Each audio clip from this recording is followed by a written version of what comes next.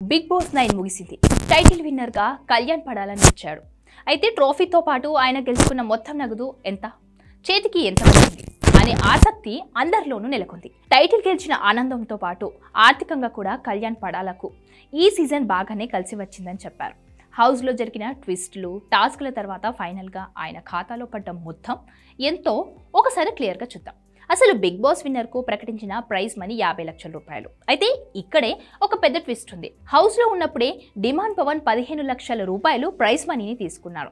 ఆ 15 లక్షలు తీసుకుని 3వ స్థానంలో సరిపెట్టుకున్నాడు. దీంతో విన్నర్ ప్రైజ్ మనీ 50 లక్షల నుండి 35 లక్షలకు పడిపోయింది. అలా టైటిల్ గెలిచిన కళ్యాణ్ పడాలకు దక్కిన అసలైన ప్రైజ్ మనీ 35 లక్షల రూపాయలు మాత్రమే. అయితే ఇందులో కూడా ప్రభుత్వ నిబంధనల ప్రకారం కోతలు తప్పవు. గెలుచుకున్న 35 లక్షల ప్రైజ్ మనీ మొత్తం విన్నర్ ఇంటికి తీసుకెళ్లడానికి కుదరదు. దీనికి పన్ను మినహాయింపు ఉంటాయి. సుమారు 28% జీఎస్టీ కట్ అవుతుంది.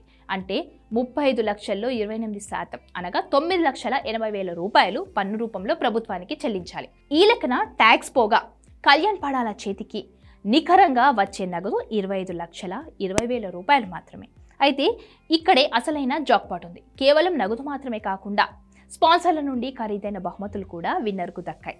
మారుతి సుజుకి కంపెనీ నుండి లేటెస్ట్గా బ్రీజా కారును బహుమతిగా ఇచ్చారు.